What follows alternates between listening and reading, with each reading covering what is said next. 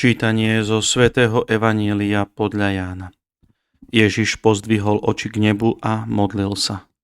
Svätý Otče, neprosím len za nich, ale aj za tých, čo skrze ich slovo uveria vo mňa, aby všetci boli jedno ako Ty, Otče, vo mne a ja v Tebe, aby aj oni boli v nás jedno. Aby svet uveril, že si ma Ty poslal.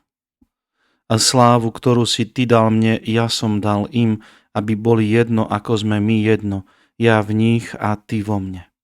Nech sú tak dokonale jedno, aby svet spoznal, že si ma Ty poslal a že ich miluješ tak, ako miluješ mňa.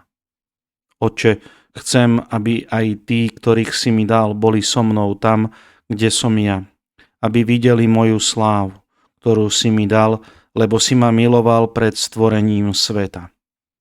Spravodlivý Otče, svet ťa nepozná, ale ja ťa poznám. I oni spoznali, že si ma Ty poslal.